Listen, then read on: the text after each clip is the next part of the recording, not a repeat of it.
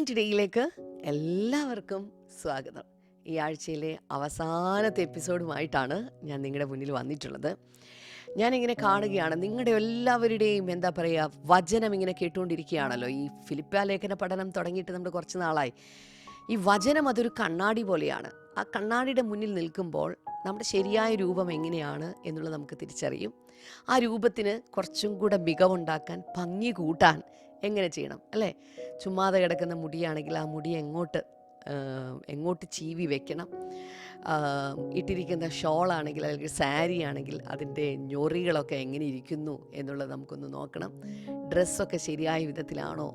അതുപോലെ മുഖത്ത് എന്തെങ്കിലും ഇത്തിരി മുമ്പ് ജോലി ചെയ്തപ്പോൾ വന്ന ഏതെങ്കിലും കരിയോ പാടോ എന്തെങ്കിലുമൊക്കെ ദേഹത്തോ മുഖത്തോ പറ്റിയിട്ടുണ്ടോ? ഇതൊക്കെ നമുക്ക് നോക്കാനായിട്ട് സാധിക്കുന്ന ഒരു കാര്യമാണ് ഒരു കണ്ണാടി. ഇതുപോലെ ഈ ഫിലിപ്പിയ ലേഖന പഠന ക്ലാസ്സിലൂടെ നിങ്ങളുടെ ജീവിതത്തിൽ നിങ്ങളെ തന്നെ കാണാനും, നിങ്ങളെ പഠിക്കാനും, നിങ്ങളെ തിരുത്തുവാനും, നിങ്ങളെ കുറച്ചും കൂടെ ബ്യൂട്ടിഫൈ ചെയ്യാനും, കുറച്ചും കൂടെ എന്താ പറയുക, സുന്ദരിയോ സുന്ദരനോ നിങ്ങളുടെ ആത്മീക മനുഷ്യനെ അങ്ങനെ ആക്കാനൊക്കെ ഈ ക്ലാസ് സാധ്യമായി തീർന്നിട്ടുണ്ടെങ്കിൽ ക്രിസ്തുയേശുവിൽ ഞങ്ങൾ ധന്യരായി എന്നാണ് ഞാൻ പറയുന്നത്. ഹല്ലേലൂയ.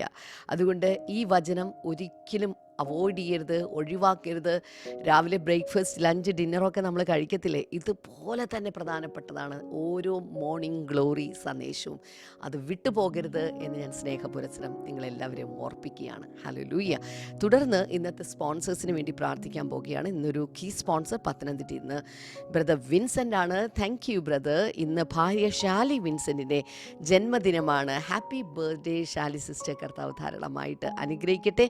കർത്താവെ, ഇതുവരെ നീ കൊടുത്ത ആയുസ്സിനും ആരോഗ്യത്തിനുമായിട്ട് ഞങ്ങൾ അങ്ങേക്ക് നന്ദി പറയുന്നു കർത്താവെ. അതുപോലെ തൻ്റെ ഭാര്യയുടെ ബർത്ത്ഡേ ആണല്ലോ കർത്താവെ. ദൈവികമായ സന്തോഷവും സമാധാനം സിസ്റ്റർ ഷാലിയുടെ മേൽ ഉണ്ടാകട്ടെ എന്ന് ഞങ്ങളിപ്പോൾ പ്രാർത്ഥിച്ച് അനുഗ്രഹിക്കുന്നു കർത്താവെ. ഹല്ലേലൂയ.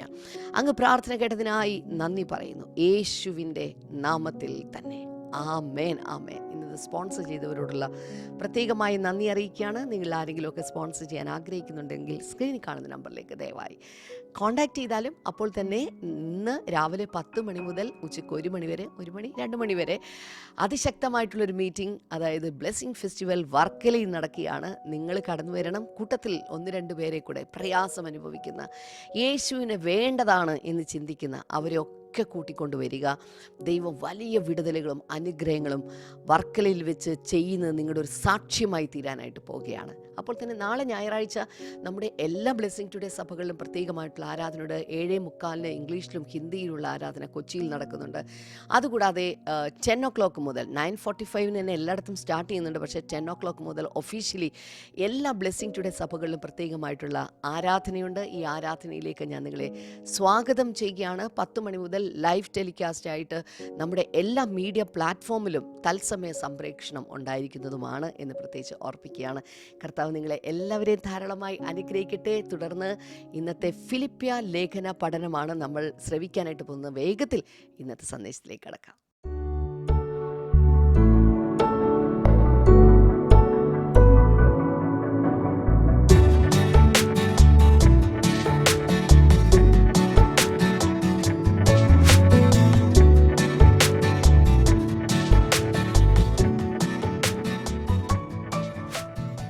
Welcome back. നമ്മളിപ്പോൾ ഫിലിപ്പി ലേഖനം 3-ാം അധ്യായത്തിലെത്തിയിരിക്കുന്നു. ഇന്നലെ ഒരു വചനമേ അതിൽ നിന്ന് വായിച്ച് ധ്യാനിക്കാൻ നമുക്ക് സാധിച്ചുള്ളൂ. 2-3 വചനങ്ങളിലേക്ക് നമ്മൾ ഇന്ന് കിടക്കാൻ പോവുക. ഒത്തിരി ഫാസ്റ്റായിട്ട് പോകണ്ടല്ലോ അല്ലേ, കാര്യങ്ങൾ മനസ്സിലാക്കിയൊക്കെ പോവുകയല്ലേ നല്ലത്. So I want to give you a lot of stuff today. എല്ലാ ദിവസവും ഒത്തിരി കാര്യങ്ങൾ തരാൻ ഞാൻ ആഗ്രഹിക്കുന്നു. കാരണം എന്തെങ്കിലുമൊക്കെ ഇത് വീണ്ടും പഠിക്കുന്ന സമയത്ത് അല്ലെങ്കിൽ മറ്റുള്ളവരെ പഠിപ്പിക്കാൻ നിങ്ങൾക്ക് ഇത് പ്രയോജനകരമായിരിക്കും. ഒത്തിരി പേർക്ക് ഇത് അയച്ചു കൊടുക്കണേ. നിങ്ങളുടെ അഭിപ്രായങ്ങളൊക്കെ ചിലരൊന്നും പറയുന്നില്ലല്ലോ. എന്താ ഒന്നും പറയാത്തേ? ഇത് ഇഷ്ടപ്പെടുന്നുണ്ടോ? എന്താ ചെയ്യണ്ടേ? പറ. കമൻറ്റ് സെക്ഷനിൽ ഒന്ന് ടൈപ്പ് ചെയ്തിടുക. അല്ലെങ്കിൽ എൻ്റെ പേഴ്സണൽ വാട്സപ്പ് നമ്പർ ഒത്തിരി പേരുടെ കയ്യിലുണ്ട്. ദയവായി അതിൽ അയച്ചാൽ മതി. വാവ്. ഇന്ന് നമുക്ക് ഒന്നുകൂടെ ഫിലിപ്പി ലേഖനം 3-ാം അധ്യായത്തിൻ്റെ 1 മുതൽ വായിക്കാം. ഒടുവിൽ എൻ്റെ സഹോദരന്മാരെ കർത്താവിൽ സന്തോഷിപ്പിൻ. എല്ലാവരും എന്ന് പറഞ്ഞ് കർത്താവിൽ സന്തോഷിപ്പിൻ. ടൈപ്പ് ചെയ്തിടാമോ? ലൈവ് ചാറ്റിലിടാം, കമൻറ്റ് സെക്ഷനിലിടാം, നോട്ട്ബുക്കിൽ എഴുതി വെക്കാം, വാ കൊണ്ട് പറയാം. ഒത്തിരി പേർക്ക് വാട്സപ്പിൽ അയച്ചു കൊടുക്കാം, ഫേസ്ബുക്കിലിടാം, ട്വീറ്റ് ചെയ്യാം. ട്വിറ്റർ എന്ന് പറയും, ഇപ്പോൾ എക്സ് എന്നെന്തോ എന്താണെന്ന് വെച്ചാൽ അതിലിടാം. എല്ലാ പ്ലാറ്റ്ഫോമിലും ഇട്ട് കൊടുക്കാം. കർത്താവിൽ സന്തോഷിച്ചോളാൻ പറ. ഇങ്ങനെ പറ, വേറൊന്നിലും സന്തോഷിക്കാൻ വകുപ്പില്ലെങ്കിലും കർത്താവിൽ സന്തോഷിക്കാൻ വകുപ്പുണ്ട്. പറയാമോ? അപ്പോൾ പൗലോസ് എഴുതുകയാണ്, ഒടുവിൽ എൻ്റെ സഹോദരന്മാരെ കർത്താവിൽ സന്തോഷിപ്പിൻ. അതേ കാര്യം നിങ്ങൾക്ക് പിന്നെയും എഴുതുന്നതിൽ എനിക്ക് മടുപ്പില്ല. ഇതൊക്കെ എങ്ങനെ പറയണമെന്ന് എനിക്കറിയില്ല. എല്ലാ വിശ്വാസികളും ഏത് സാഹചര്യത്തിലും കർത്താവിലേക്ക് തിരിഞ്ഞ് കർത്താവിൽ സന്തോഷിക്കാൻ ഉള്ള ഒരു കൃപയിൽ വളരുന്നത് വളരെ നല്ലതാണ്. ഈ എഴുതിയ ആള് പൗലോസ് അപ്പോസ്തലൻ കാരാഗൃഹത്തിൽ കിടന്നുകൊണ്ടാണ് സന്തോഷിക്കുന്നത്. സ്വാതന്ത്ര്യമില്ല. എന്നൊരു പട്ടാളക്കാരൻ കൂടെ കയ്യോ കാലോ ഒക്കെ ചങ്ങലയിൽ, എങ്ങും ഒരു പുസ്തകം എഴുതാൻ പറ്റും, എന്തെങ്കിലും ചെയ്യാൻ പറ്റും, പ്രസംഗിക്കാൻ പറ്റും. എന്നിട്ടും അദ്ദേഹം കർത്താവിൽ സന്തോഷിക്കുകയാണ്. ഒന്ന് പ്രാർത്ഥിച്ച, കർത്താവേ ഈ കൃപ ഞങ്ങൾക്കും തരണമേ, ഈ കൃപ ഞങ്ങൾക്കും തരണമേ, ഈ കൃപ ഞങ്ങൾക്ക് തരണമേ. അടുത്തതിലേക്ക് നമുക്ക് പോകാം. 2-ാം വചനം ഇത്തിരി ഡേഞ്ചറസ് ആണ്. നായ്ക്കളെ സൂക്ഷിപ്പിൻ, ആകാത്ത വേലക്കാരെ സൂക്ഷിപ്പിൻ, വിച്ഛേദനക്കാരെ സൂക്ഷിപ്പിൻ. നാമല്ലോ പരിച്ഛേദനക്കാർ, ദൈവത്തിൻ്റെ ആത്മാവ് കൊണ്ട് ആരാധിക്കുകയും ക്രിസ്തുവേശുവിൽ പ്രശംസിക്കുകയും ജഡത്തിൽ ആശ്രയിക്കാതിരിക്കുകയും ചെയ്യുന്ന നാം തന്നെ. പറഞ്ഞുകൊണ്ടിരിക്കുന്നതിൽ ഒരു ബന്ധമില്ല. പെട്ടെന്ന് അടുത്ത ഒരു കാര്യത്തിലേക്ക് അദ്ദേഹം കടക്കുകയാണ്. ഇംഗ്ലീഷിൽ, watch out for those dogs, those men who do evil, those mutilators of the flesh, for it is we who are the circumcision, we who worship by the Spirit of God, who glory in Christ Jesus, and who put no confidence in the flesh. Powerful, powerful, powerful. എല്ലാവരും ഒന്ന് പറഞ്ഞേ, powerful. വളരെ ശക്തമായ ഭാഷയിൽ അദ്ദേഹം ആഞ്ഞടിക്കുക. കഴിഞ്ഞ ദിവസം, ഇന്നലെയാണെന്ന് തോന്നുന്നു, ഞാൻ നിങ്ങളോട് പറഞ്ഞു 2 കാര്യങ്ങൾ വളരെ ശ്രദ്ധിക്കേണ്ട. ഈ അധ്യായത്തെ ബേസ് ചെയ്ത് പറയുന്ന ദൈവമക്കൾ ഫേസ് ചെയ്യേണ്ടി വരുന്ന 2 കാര്യങ്ങൾ ഈ അധ്യായത്തിൽ അദ്ദേഹം പ്രതിപാദിക്കുന്നത്. ഒന്ന്, സാഹചര്യങ്ങൾ നമ്മെ ഡിപ്രഷനിലേക്കും ഒപ്രഷനിലേക്കും സപ്രഷനിലേക്കും കൊണ്ടുപോകാൻ ശ്രമിക്കുമ്പോൾ കർത്താവിലുള്ളൊരു സന്തോഷത്തിൽ നമ്മൾ അതിൽ താഴ്ന്നു പോകാതെ പൊങ്ങിപ്പോരണം. ഹെവിനെസ് ഓഫ് ഹാർട്ട്, ഒരു മ്ലാനത, ഇന്ന് മൂടില്ല എന്നൊക്കെ പറയുന്ന പോലുള്ള അനുഭവങ്ങളിൽ നിന്ന് കർത്താവിലെ സന്തോഷത്തിൽ പൊങ്ങിപ്പോരണം. 2, ദുരുപദേശങ്ങൾ ഈ ഭൂമിയിൽ ഒത്തിരി ഉണ്ട്. കള്ളക്രിസ്തുക്കൾ, കള്ളപ്രവാചകന്മാർ, കള്ള പാസ്റ്റേഴ്സ്, കള്ള അപ്പസ്തോലന്മാർ ഒത്തിരിയുണ്ട്. അവരിൽ നിന്ന് പുറപ്പെട്ടു വരുന്നത് ദുരുപദേശങ്ങളാണ്. അതിൻ്റെ പുറകെ പോകരുത്. അതാണ് ഇവിടെ 2-ാമത്തെയും 3-ാമത്തെ വചനത്തിൽ ശക്തമായ ഭാഷയിൽ അദ്ദേഹം പറഞ്ഞിരിക്കുന്നത്.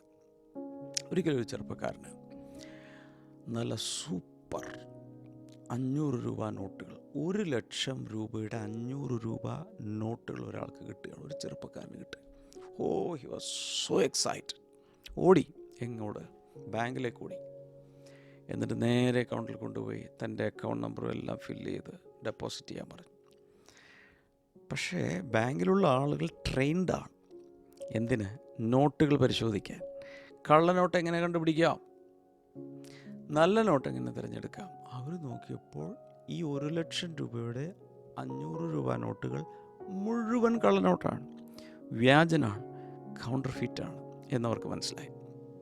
അപ്പോൾ എത്ര കെയർഫുള്ളായി പ്രിൻ്റ് ചെയ്തെടുത്താലും, എന്തൊക്കെ ചെയ്താലും, എത്ര റിയലായിട്ട് തോന്നിയാലും അതിനൊരു വിലയില്ല. ശ്രദ്ധിച്ചോന്നറിയില്ല. ഈ 500 രൂപ നോട്ടുകൾ കള്ള നോട്ട് പ്രിൻ്റ് ചെയ്യുന്നവർ വളരെ സൂക്ഷ്മമായിട്ടല്ല ഇത് ചെയ്യുന്നത്. എത്ര കെയർഫുള്ളായിട്ട് ചെയ്താലും.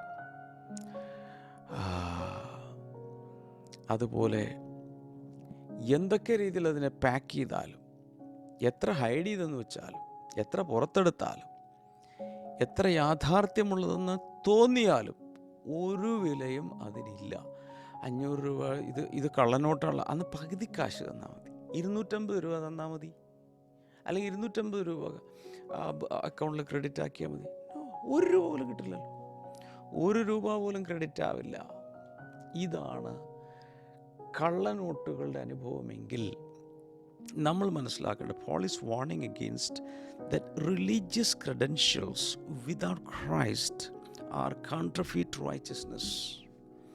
മതപരമായ രീതിയിലുള്ള എന്തെല്ലാം നമുക്ക് നേട്ടങ്ങളുണ്ടാക്കിയാൽ, ഏത് മതത്തിലും, ജുഡായിസം തുടങ്ങി ക്രിസ്ത്യ മതമാകട്ടെ എന്നാ മതമാകട്ടെ, ഏത് മതത്തിലും എത്ര വലിയ ക്രെഡൻഷ്യൽസ് നമ്മൾ കെട്ടിപ്പൊക്കിയാലും സീറോ വാല്യൂ ഉള്ളൂ. മനസ്സിലാകുന്നുണ്ടോ? കാരണം അത് കൗണ്ടർഫീറ്റ് റൈച്ചസ്നെസ് ആണ്. കേട്ടായിരുന്നു? കൗണ്ടർഫീറ്റ് റൈച്ചസ്നെസ് ആണ്. അത് ശരിയായ നീതി അല്ല. ദൈവത്തിൽ നിന്നുള്ള നീതി ഇതല്ല. ചുരുക്കി പറഞ്ഞാൽ, അന്നും ഇന്നും എന്നും കള്ള ഉപദേഷ്ടാക്കൾ ജനങ്ങളെ വഴിതെറ്റിക്കുന്ന, ശരിയായ രീതിയിൽ ഉപദേശം എന്നാണ് ദൈവവചനം വ്യാഖ്യാനിക്കാത്തവർ അന്നും ഇന്നും എന്നും ഭൂമിയിലുണ്ട്. യേശുവിൻ്റെ കാലത്തും ഉണ്ടായിരുന്നു. അവരൊക്കെയാണല്ലോ യേശുവിനെ വല്ലാതെ പീഡിപ്പിച്ചതും കൊന്നതും. അപ്പോൾ Paul uses 3 expressions for these false teachers. ഇങ്ങനെയുള്ള കള്ള ഉപദേഷ്ടാക്കന്മാർക്ക്, വ്യാജ ഉപദേഷ്ടാക്കന്മാർക്ക്, ദുരുപദേഷ്ടാക്കന്മാർക്ക് 3 പേരുകളാണ് കൊടുത്തിട്ടുള്ളത്. 3 എക്സ്പ്രഷൻസ് പറഞ്ഞിട്ട് 3 ഫ്രേസസ് ഉപയോഗിക്കുന്നുണ്ട്. ഒന്ന്, അതിലേക്ക് വരാം. യഹൂദന്മാർ വാസ്തവത്തിൽ ജാതികളെ വിളിച്ചിരുന്ന പേരാണ് പൗലോസ് കള്ള ഉപദേഷ്ടാക്കന്മാരെ വിളിക്കാൻ ഉപയോഗിക്കുന്നത്. ഒന്നുകൂടി പറയാം. യഹൂദന്മാർ ജാതികളായ, വിജാതികളായ, അല്ലെങ്കിൽ യഹൂദരല്ലാത്തവരെ വിളിച്ചിരുന്ന ചില പേരുകളുണ്ട്. ആ പേരുകളാണ് പൗലോസ് ദുരുപദേഷ്ടാക്കളെ വിളിക്കുന്നത്. യേശുവാണെങ്കിലും തൻ്റെ ജീവിതകാലത്ത് ദുരുപദേഷ്ടാക്കന്മാരെ ഉപയോഗിച്ച് വിളിച്ച പേരുകൾ ഭയങ്കര സ്ട്രോങ് ആണ്, ഷാർപ്പായിരുന്നു. സ്ട്രോങ് വേർഡ്സ് ഉപയോഗിച്ചിട്ടുള്ളൂ. He asked the disciples to be careful of the yeast of the Pharisees. പരീശന്മാരുടെ പുളിച്ച മാവ് സൂക്ഷിച്ചോളാൻ പറഞ്ഞു. പുളിച്ച മാവാണ് അവരുടെ കയ്യിലുള്ളത്. അതുപോലെ he said, if the blind guide the blind, both will fall into the same pit, into some pit. കുരുടനെ വഴികാട്ടിൽ 2 പേരും കുഴിയിൽ വീഴുന്നു. യേശു പറഞ്ഞതാണ്. ലോകത്തിൽ ആരും മറക്കാത്ത ചില കാര്യങ്ങൾ. All the apostles took strong stand against the false teachers of the day. അക്കാലത്തുള്ള ദുരുപദേഷ്ടാക്കന്മാർക്കെതിരെ വളരെ ശക്തമായ ചില നടപടികളാണ്. അതിനെതിരെ കൊടുങ്കാറ്റഴിച്ചു വിട്ടതുപോലെയായിരുന്നു ഈ പൗലോസും മറ്റ് അപ്പോസ്തലന്മാരും. അപ്പോൾ ഇവരെ വിളിക്കുന്ന പേരുകൾ എന്തൊക്കെയാണ്? ഇപ്പം നമ്മൾ വായിച്ചതിലുണ്ട്. നമ്പർ 1, നായ്ക്കൾ. ഇവിടെ ഉപയോഗിച്ചിരിക്കുന്ന നായ്ക്കൾ എന്ന് പറയുന്നത് വൈൽഡ് ഡോഗ്സ് ആണ്. ഈ വളർത്തു നായ്ക്കളല്ല. പല വീടുകളിലും പല ബ്രീഡിലുള്ള നായ്ക്കളുണ്ട്. റോട്ട് വെയിലേഴ്സ് ഉണ്ട്, പൊമറേനിയൻ ടൈപ്പ് ഉണ്ട്, അൽസേഷ്യൻ കാണും. ഞങ്ങളുടെ വീട്ടിലൊരു കൊച്ചു ഷിറ്റ്സും ഉണ്ട്. എമിയുടെയാണ്, പക്ഷേ ഞങ്ങൾക്ക് തന്നിട്ട് പോയി. അപ്പോൾ അത് കൊച്ചു നായാണ്. ഇതുപോലെ ചെറുതും വലുതുമായ ഒത്തിരി നായ്ക്കൾ കാണും. അതിനെക്കുറിച്ചല്ല ഇവിടെ പറയുന്നത്. നോ, പെറ്റ് ഡോഗ്സ് അല്ല, വൈൽഡ് ഡോഗ്സിനെ കുറിച്ച് ഇവിടെ പറയുന്നത്. Very ferocious scavengers. ശവങ്ങളൊക്കെ കടിച്ചു തീറുന്ന, പലതിനെ കടിച്ചു തീറുന്ന വെരി വിഷ്യസ് ടൈപ്പ്. എന്തിനാണ് ഈ വേർഡ് ഉപയോഗിക്കുന്നത്? The false teachers are very vicious and very dangerous. ദുരുപദേഷ്ടാക്കന്മാർ അതുപോലെ ഉപദ്രവം ചെയ്യും, കടിച്ചു കീറും, നശിപ്പിക്കും ജനങ്ങളെ. മാത്യു 7:6, മത്തായി 7:6 പറയുന്നത്, do not give dogs what is secret. നിങ്ങളുടെ നല്ലതിനെ, ഏറ്റവും നല്ലതിനെ നായ്ക്കളുടെ മുമ്പിൽ ഇടരുത്. 2 Peter chapter 2 verse number 22, 2 പത്രോസ് 2:22, of them the proverbs are true. അവരെക്കുറിച്ച് പറയുന്ന പഴമൊഴിയും ഒത്തുവരുന്നു. A dog returns to its vomit. ഒരു സ്വന്തം ഛർദിയിലേക്ക് തിരിഞ്ഞ നായ് എന്നതുപോലെ. റെവലേഷൻ 22:15 ഒന്ന് വായിച്ചു നോക്കിയേ. വെളിപ്പാട് 22:15, ഔട്ട്സൈഡ് ആർ ദ ഡോഗ്സ്. നായ്ക്കൾ പുറത്തത്രേ. നായ്ക്കൾ ക്ഷുദ്രക്കാർ ഒരു ലിസ്റ്റ് പറയുന്നുണ്ട്. അവരെല്ലാം പുറത്തത്രേ. വളരെ ശക്തം. ഇവിടെ നായ് നായ് നായ്, ഈ നായ നല്ല രീതിയിൽ ഉപയോഗിക്കാറുണ്ട്. യജമാനനോട് വിശ്വസ്തനായൊരു സ്വഭാവം കാണിക്കുന്ന നായുണ്ട്, വളർത്തു നായ്ക്കൾ. ഇതല്ല, കടിച്ചു കീറുന്ന ദുഷ്ടമൃഗമായ നായ്. ശവങ്ങളൊക്കെ പറിച്ച് പല മൃഗങ്ങളെയും മനുഷ്യരൊക്കെ കടിച്ചു കീറുന്ന നായ്ക്കൾ, ദുഷ്ട സ്വഭാവമുള്ള കാട്ടുനായ്ക്കൾ. Number 2, evil doers. ഇവരെ വിളിച്ചിരിക്കുന്ന മറ്റൊന്ന് ദുഷ്പ്രവർത്തിക്കാർ എന്നാണ്. ആരെയാണ്? മതത്തെ ഭയങ്കരമായി പ്രൊമോട്ട് ചെയ്ത് പരിച്ഛേദന പോലെയുള്ളത് വീണ്ടും തിരിച്ചു കൊണ്ടുവരുന്ന, ന്യായപ്രമാണത്തെ തിരിച്ചു കൊണ്ടുവരുന്ന ദുരുപദേഷ്ടന്മാരെ വിളിക്കുന്ന രണ്ടാം പേര്. ഒന്നാം പേര് നായ്ക്കൾ, രണ്ടാം പേര് ഈവിൾ ഡൂവേഴ്സ്, ദുഷ്പ്രവർത്തിക്കാർ. They claimed that they were the ones doing the righteousness of God. ഇവർ പറഞ്ഞുകൊണ്ടിരുന്നത് അവരാണ് ദൈവത്തിൻ്റെ നീതി നിവർത്തിക്കുന്നവരെന്നാണ്. But in fact they were doing evil things against God. എന്നാൽ അവർ വാസ്തവത്തിൽ ചെയ്തുകൊണ്ടിരുന്നത് ദൈവത്തിനെതിരെ അവർ ദുഷിച്ച കാര്യങ്ങൾ, തിന്മകൾ ചെയ്യുമായിരുന്നു. When a person is teaching something else, he is doing evil things before the Lord. ഒരാൾ ദുരുപദേശം പഠിപ്പിക്കുകയാണെങ്കിൽ അയാൾ ദൈവസന്നിധിയിൽ ദുഷിച്ച ദുഷ്ടതയുള്ള കാര്യങ്ങളാണ് ചെയ്യുന്നതെന്നാണ് കണക്കാക്കുന്നത്. 3, മ്യൂട്ടിലേറ്റേഴ്സ് ഓഫ് ദ ഫ്ലഷ്. ജഡത്തെ വിച്ഛേദിക്കുന്നവർ അല്ലെങ്കിൽ മാംസത്തെ വിച്ഛേദിക്കുന്നവർ. ഉദ്ദേശിക്കുന്നത് ദ ജുഡൈസേഴ്സ്, അന്നത്തെ യഹൂദമതത്തിൽപ്പെട്ട ആളുകൾ. കാരണം it is deduced that some Jewish immigrants preach circumcision in Philippi. ഈ ഫിലിപ്പിയ സഭകളുടെ, ഫിലിപ്പിയിൽ ക്രൈസ്തവ സഭകളുണ്ട്, പക്ഷെ അവിടെ എല്ലാം വന്നിട്ട് ചില ജെറുസലേമിൽ നിന്നൊക്കെ വരുന്ന ചില ജുഡൈസേഴ്സ് ഉണ്ട്, യഹൂദമതത്തെ പ്രൊമോട്ട് ചെയ്യുന്ന ആളുകൾ വന്നിട്ട് അവർ ശക്തമായി പറഞ്ഞു, പരിച്ഛേദന കൂടാതെ നിങ്ങൾക്ക് രക്ഷപ്പെടാൻ പറ്റില്ല. അങ്ങനെ സഭകളിലുള്ളവരൊക്കെ കലങ്ങാൻ തുടങ്ങി. അതുകൊണ്ടാണ് പൗലോസ്, അവർ നായ്ക്കളാണ്, അവർ ദുഷ്പ്രവൃത്തിക്കാരാണ്, മാത്രമല്ല അവർ മാംസത്തെ വിച്ഛേദിക്കുന്നവരാണ്, അംഗവിച്ഛേദം നടത്തുന്നവരാണ്. So wherever Paul went, these Jewish people followed him to undo his teaching. പൗലോസ് എവിടെയെങ്കിലും പോയി പ്രസംഗിച്ചു കഴിഞ്ഞാൽ ഉടൻ തന്നെ കുറേ കൂട്ടർ വരും. അവൻ പ്രസംഗിക്കുന്നത് ശരിയല്ല, ഈ പൗലോസ് എന്ന് പറയുന്ന മനുഷ്യൻ പ്രസംഗിക്കുന്നത് ശരിയല്ല, അവൻ ഒരു കാലത്ത് സൻഹെഡ്രിൻ സംഘത്തിലേക്ക് ഉണ്ടായിരുന്നു, പക്ഷെ വഴിതെറ്റി നടക്കുവാണ്, കേൾക്കരുത് എന്ന് പറഞ്ഞ ജനത്തെ പൗലോസ് പഠിപ്പിക്കുന്നത് തിരിച്ച് അഴിച്ച് പഠിപ്പിക്കുന്നൊരു രീതി അവർ അവലംബിച്ചു. Paul taught strongly that salvation is a free gift of God and man's works cannot add any credit to it. വളരെ വ്യക്തമായി പൗലോസ് അവിടെ പഠിപ്പിച്ചൊരു കാര്യമാണ്, രക്ഷ സൗജന്യമാണ്. എല്ലാവരും ഒന്ന് പറഞ്ഞേ, ലൈവ് ചാറ്റിലോ കമൻറ്റ് സെക്ഷനിലോ ടൈപ്പ് ചെയ്തിടാമോ? രക്ഷ സൗജന്യദാനമാണ്.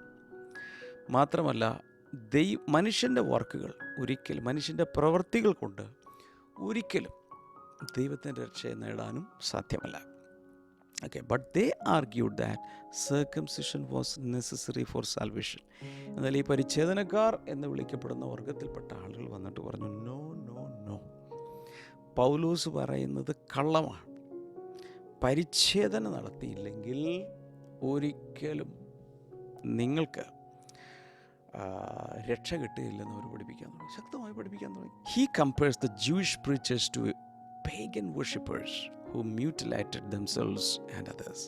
ഇപ്പോൾ പൗലോസ് ഈ വന്ന യഹൂദ പ്രസംഗകരെ കുറിച്ച് പറഞ്ഞത്, ജാതികൾ ചില മൂർത്തികളെ അല്ലെങ്കിൽ ചില ദുരാത്മാക്കളെ പ്രസാദിപ്പിക്കാൻ വേണ്ടി കത്തിയോ വാളോ ഒക്കെ എടുത്ത് തന്നെത്താൻ വെട്ടി മുറിവേൽപ്പിച്ച് ചിലപ്പോൾ ചില അവയവങ്ങളൊക്കെ കട്ട് ചെയ്തു പോകും, അവരെ പ്രസാദിപ്പിക്കാൻ വേണ്ടി ചെയ്യുന്നതാണ്.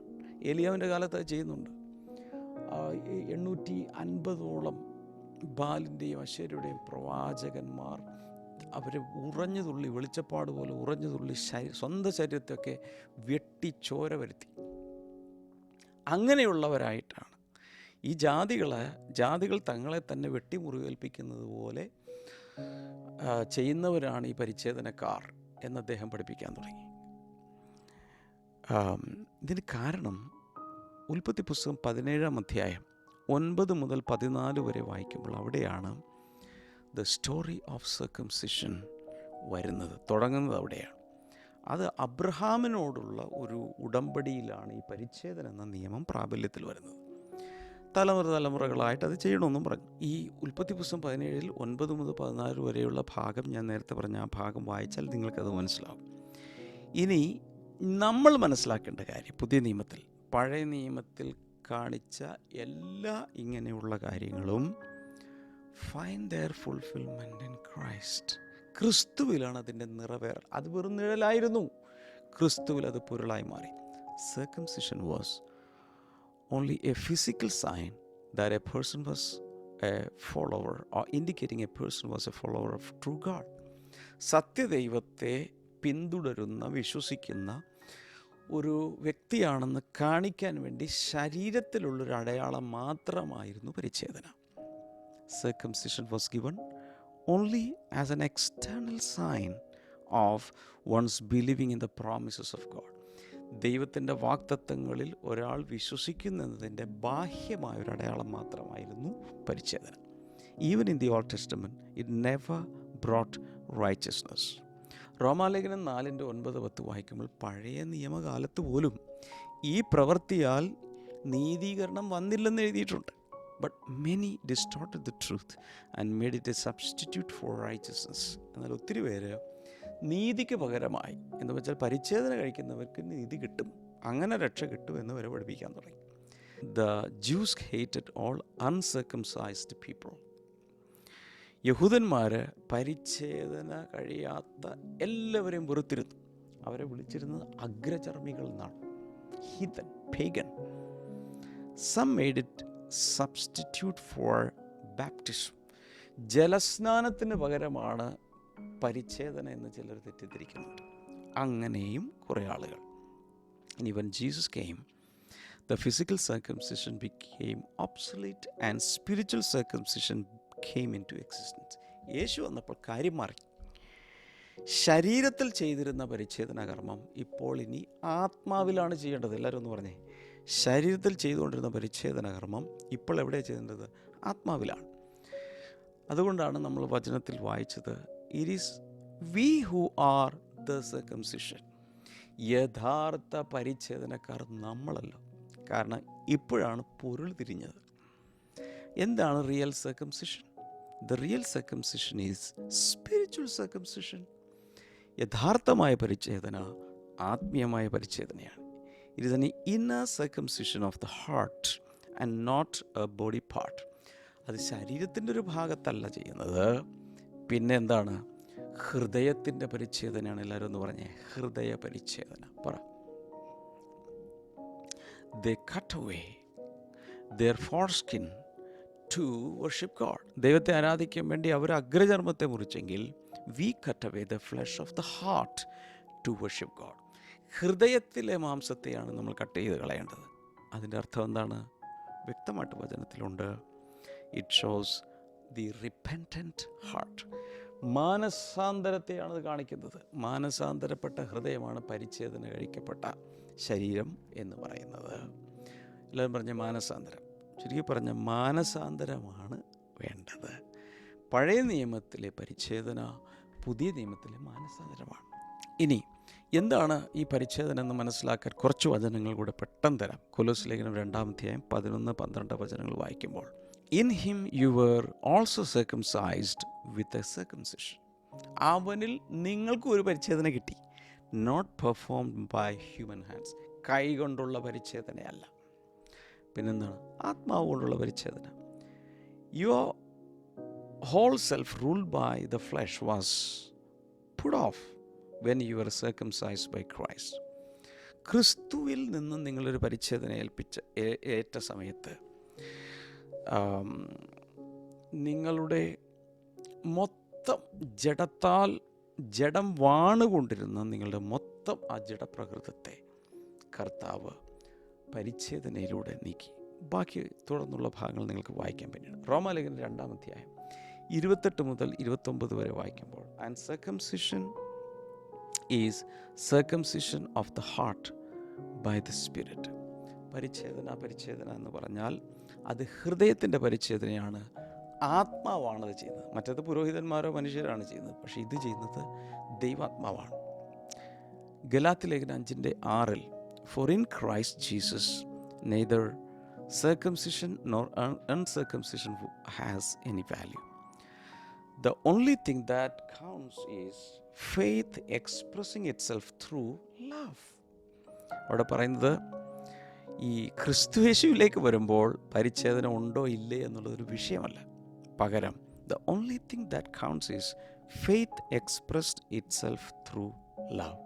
സ്നേഹത്തിലൂടെ വ്യാപരിക്കുന്ന വിശ്വാസമാണ് കാര്യം ആയിട്ടിരിക്കുന്നത്. സ്നേഹത്തിലൂടെ വ്യാപരിക്കുന്ന വിശ്വാസം, അതാണ് ഇക്കാലത്ത് വേണ്ടത്. അപ്പം ഇവിടെ ദൈവമക്കളെക്കുറിച്ചുള്ള 4 കാര്യങ്ങൾ ഇവിടെ മനസ്സിലാക്കുന്ന. ഒന്ന്, ദ ട്രൂ സർക്കംസിഷൻ. ദൈവമക്കളാണ് അല്ലെങ്കിൽ ക്രിസ്ത്യാനികളാണ് true circumcision. Number 2, worshippers in spirit. ആത്മാവിൽ ആരാധിക്കുന്നവർ അവരാണ്. Rejoice in Christ. ക്രിസ്തുവിൽ സന്തോഷിക്കുന്നത് അങ്ങനെയുള്ളവരാണ്. And no confidence, have no confidence in flesh. ജഡത്തിൽ അവർ പ്രശംസിക്കുന്നില്ല. ഈ 4 കാര്യങ്ങളാണ് അവിടെ അദ്ദേഹം എടുത്തു പറയുന്നത്. നമുക്ക് തിങ്കളാഴ്ച തുടരാം. കൈനീട്ടാം. കർത്താവെ, ജനങ്ങളെ അനുഗ്രഹിക്കണമേ. രോഗങ്ങൾ യേശുവിൻ്റെ നാമത്തിൽ സൗഖ്യമാകട്ടെ. അഡിക്ഷൻസ് മാറിപ്പോട്ടെ. പുകവലിയായാലും മദ്യപാനായാലും മറ്റുള്ള ഡ്രഗ്സും യേശുവിൻ്റെ നാമത്തിൽ മാറിപ്പോട്ടെ. എല്ലാ രോഗികളും സൗഖ്യമാകട്ടെ. പൈൽസ് രോഗം സൗഖ്യമാകട്ടെ. ഹെപ്പറ്റൈറ്റിസ് ബി സൗഖ്യമാകട്ടെ. ഓസ്റ്റിയോപൊറോസിസ് സൗഖ്യമാകട്ടെ. കർത്താവ്, ഏതാവശ്യത്തിലും കർത്താവെ നീ പ്രവർത്തിച്ചതിനായ നന്ദി. അങ്ങയുടെ നാമത്തിൽ ബ്ലസ് ചെയ്തിരിക്കുന്നു യേശുവിൻ നാമത്തിൽ. ആമേൻ. So God bless you all. See you on Monday. ഞായറാഴ്ച ആരാധനകൾ വരണം. God bless you once again. Bye by.